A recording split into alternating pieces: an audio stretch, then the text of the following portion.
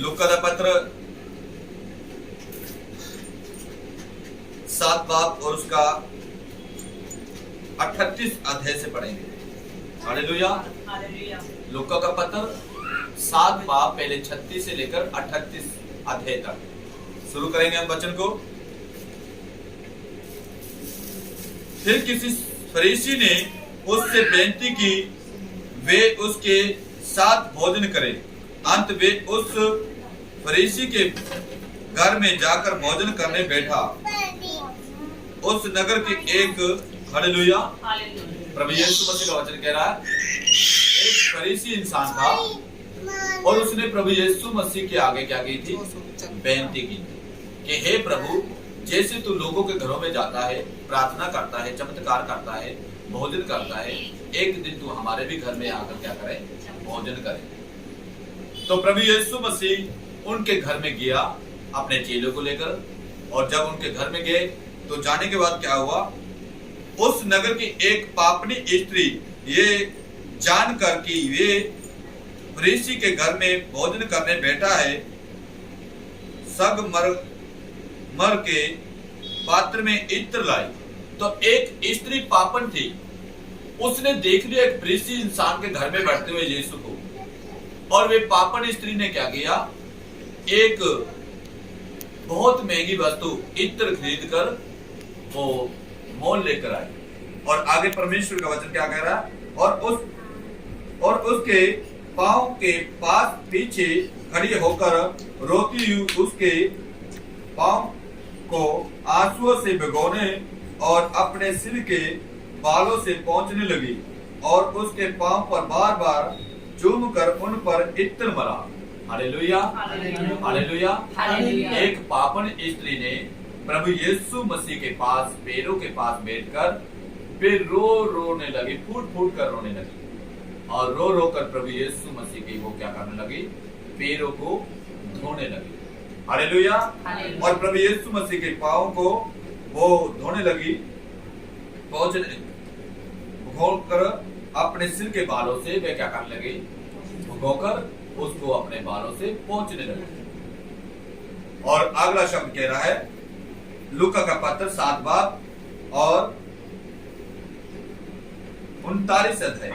ये देखकर वे फरीसी जिसने उसे बुलाया था अपने मन में सोचने लगा, यदि ये भविष्यवक्ता होता तो जान लेता ये जो उसे छू रही है वे कौन है और कैसी स्त्री है, क्योंकि वे तो पापनी है।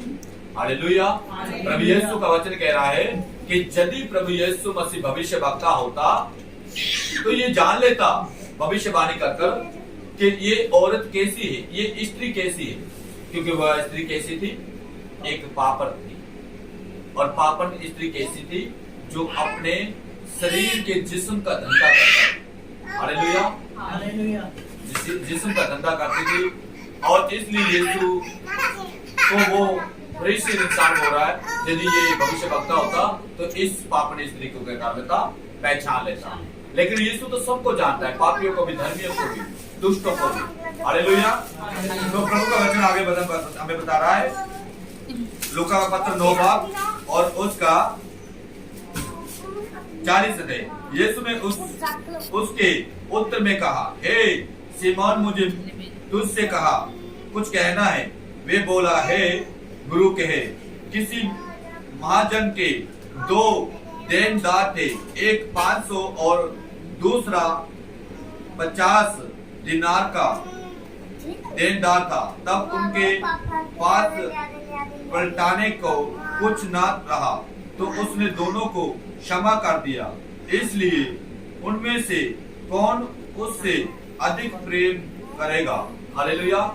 एक की तरफ यीशु ने बोला 500 रुपया कर्जा था, और एक की तरफ 50 रुपया कर्ज था, और 50 रुपया जिनकी तरफ कर्ज था उसका 50 रुपया कर्ज माफ कर दिया, और जिसकी तरफ 500 रुपया कर्ज था उसका 500 रुपया कर्ज माफ कर दिया। तो ये बताओ, दोनों में से परमेश्वर का वचन कह रहा है कौन खुश ज्यादा होगा? वे वो है जिसके 500 रुपया कर्जा माफ हो गया। हालेलुया। तो वो खुश हुआ। तो इसी तरह प्रभु यीशु ने बोला कि वो 500 वाला खुश, और लोगों ने बोला और लूका पत्र 7:45 तूने मुझे 44 है। हालेलुया। 7:43 से 44 तक। सिमोन ने उत्तर दिया, मेरी समझ में वे जिसका उसने अधिक छोड़ दिया। उसने उससे कहा, तूने ठीक विचार किया है। और उस स्त्री की और फिर कर उसने सिमोन से कहा, क्या तू इस स्त्री को देखता है? मैं तेरे घर में आया, परंतु तूने मेरे पांव धोने के लिए पानी ना दिया, पर इसने मेरे पांव आंसुओं से भिगोए और अपने बालों से पोंछा। हालेलुया। प्रभु यीशु कह रहा है कि देख, मैं तेरे घर में आया, पर तूने मेरे पैर धोने के लिए, हाथ धोने के लिए पानी भी नहीं दिया। पर इस पापन स्त्री ने क्या किया? अपने आंसुओं से मेरे पैरों को धोकर अपने बालों से क्या कर दिया? पोंछ दिया। हालेलुया। लूका का पत्र 7 और उसका 45 है।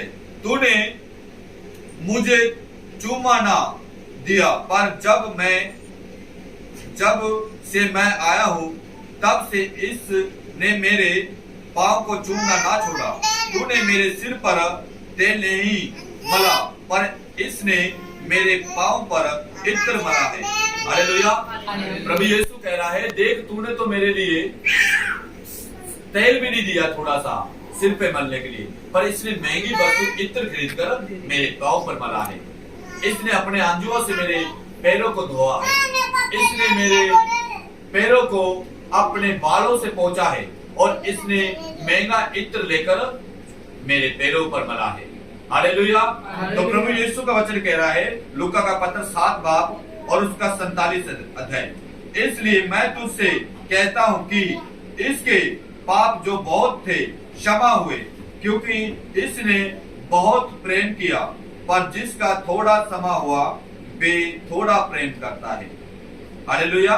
परमेश्वर का वचन कहता है कि इसके पाप अब क्या हो गए? सारा कर्जा क्षमा हो गया। इसके सारे गुनाह और पाप और दुख बीमारी क्षमा हो गए, क्योंकि ये ज्यादा पापन, ज्यादा दुखी और ज्यादा बीमार और ज्यादा परेशान थे।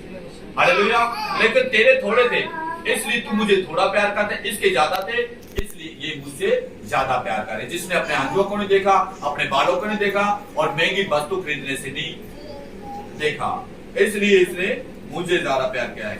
और 7 लूका का पत्र और 48 थे। और उसने स्त्री से कहा, तेरे पाप क्षमा हुए। तब जो लोग उसके साथ भोजन करने बैठे थे वे अपने अपने मन में सोचने लगे, ये कौन है जो पापों को भी क्षमा करता है? पर उसने स्त्री से कहा, तेरे विश्वास ने तुझे बचा लिया है, कुशल से चली जा। हालेलुया। प्रभु यीशु क्या कह रहा है कि जा, तेरे पाप क्षमा हुए और तेरे विश्वास ने तेरे पापों को क्या कर दिया? क्षमा कर दिया है। और तू अब क्या कर? कुशल से चले जा। ये प्रभु यीशु का संदेश था। प्रभु यीशु ने इस बहन को क्या है? पापों से आजाद किया और छुटकारा दिया। इसलिए हम सब के भी लोगों के परमेश्वर क्या करना चाहता है? पाप क्षमा करना चाहता है। हम अपनी गलतियों को माने, पश्चाताप करें, तौबा करें और बपतिस्मा लें जल्द से जल्द, मन फिराएं। हालेलुया। और परमेश्वर की हाजिरी में ये परमेश्वर का वचन था। इस वचन के लिए सबको जय मसीह की। परमेश्वर आप सबको आशीष और बरकत दे। हालेलुया।